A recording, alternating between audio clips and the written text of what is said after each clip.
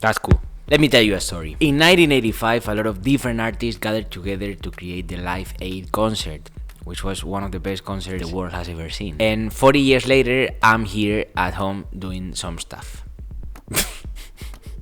Nah, listen, for real. Let me introduce myself. My name is Luis. I'm an electronic and automatic industrial engineer, which sounds super cool, but in reality it is super boring. And I have been a DJ for the last couple years. Those couple years are already 4 years. Gosh, time flies. I'm going up the country.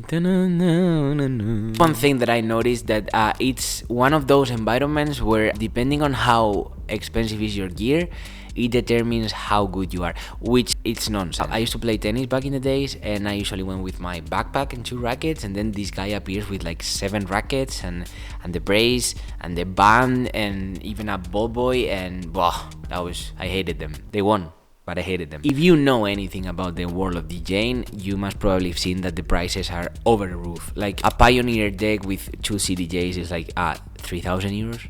No kidding. It's super expensive. To be honest with ourselves, with the technology that we have now, being a DJ is not that tough. Actually, for the amount of training time that it takes and the amount of money that you get for each set, the rate is ridiculous. Like you need 1 week of training, of full training, and then you can already DJ professionally. Yeah. And there's no but. Yeah, you can do that. I kind of get that there's this kind of like limit, like, okay, if you want to be a DJ, not only you must have the time to train, but also you must have the money. But I'm totally against it. And just to show how basic is the technology that you really need to DJ, I've proposed myself to recreate one of those decks with only the necessary stuff, without all the effects and bullshit that most DJs don't even use, or use only once or twice in their sets, and 95% of the people, being optimistic, don't even notice about that. Unless you are James Hype, which he reinvented the whole DJing stuff. Kudos to him, by the way. This deck will suit you because it works, it is not an overkill, and it is cheap AF. But we'll see in a bit. So after all this that I've told you, this is my plan to build one deck. First of all, we need some rules. We are gonna replicate the CDJ, I don't remember the name, but I'm gonna put a photo here, which is basically 2 jogs, 1 screen where you can see the song that you are selecting, some hints of each song that you are playing, and the mastering, and that's all. Because you don't need anything else. Then the total budget is 150 euros, because I just need to have a budget cap.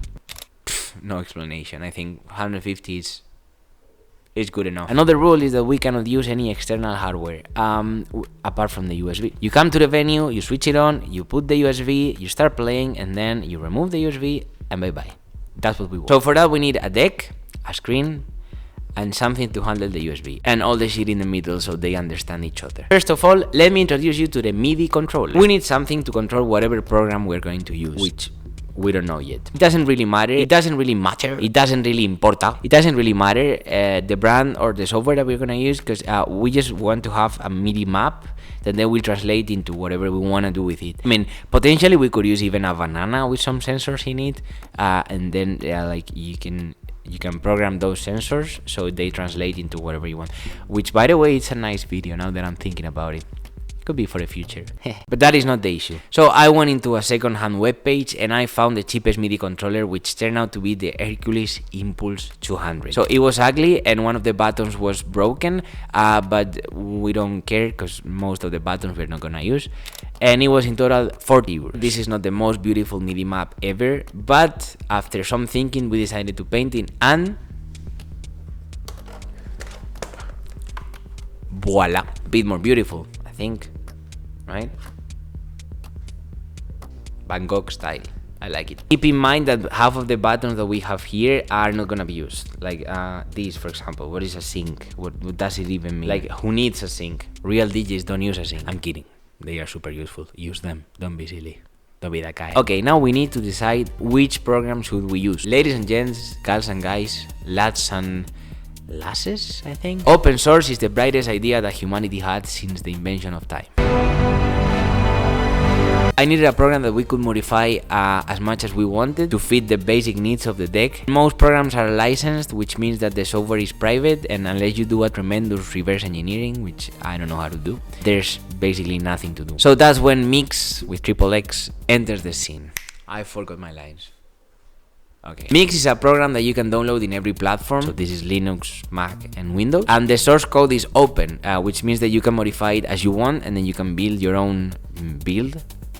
You say it like that. There's two super cool ideas that they have, which is the skins and the MIDI mapping. So the skin is how the program looks, and the MIDI mapping is the connection or the understanding between the program and your MIDI controller. I'm not gonna go into details of what it is, but some beautiful people included the Hercules 200 MIDI mapping to the default program. So I just needed to open it up, understand a bit, which is like a 5-minute job with AI, and then modify it to have it working.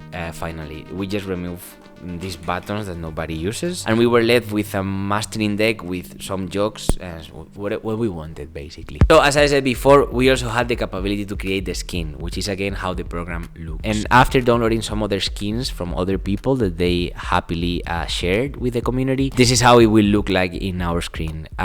Just the list of your tracks and a big wave, so you are able to see what the song is playing at the moment. Remember that we want it minimalist. We trust the ears, not the eyes. More vinyl style than digital. Oh wait, so far we've been running Mix in our PC, so it is basically what everybody does. So with a deck and a program, and then you can play. But I need to run it in a specific place and build the hardware needed to read the USB and display the program in a screen. So basically a computer, but it's a special computer that's only gonna be used for this new deck. You cannot get into Chrome. You can even install Loom, but that's not the purpose. I've considered doing a power board, which is what usually the big decks have, but that's again an overkill for me, and there's some really cheap computers that I can buy, small computers. We went into the second-hand shop and we found this beauty over here. So it is an Asus EEE PC series, which is from 2003 or 4. Yeah, it had Windows XP. Yeah, so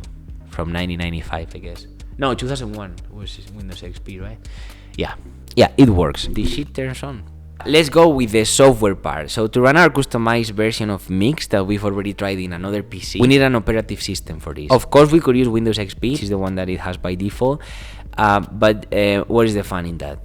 And I don't think Windows XP allows Mix to be installed. Either way, it did work but didn't, because Windows XP was loading like forever and we needed to change operative system, which is what they do in the decks. So they have a specific operative system. They probably have one based on any Linux kernel, and the chosen one is Debian. So it is one of the most known Linux based operative systems.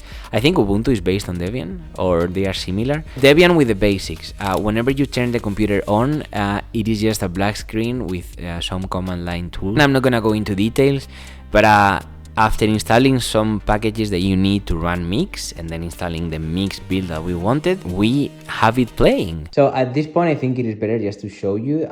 This is the deck that we are based on, which is the XDJ XZ, which has 2 jogs, and as you can see, it has a little screen. And it has a little selector, so you can select the USB that you have plugged here. So yeah, you have the mastering deck here with high, mids, and lows, and then you have a little filter here, and all the extra stuff that's here. You have the hot cues, and then again all the extra stuff you just generally don't use. And now let's compare it to this beautiful deck that we built.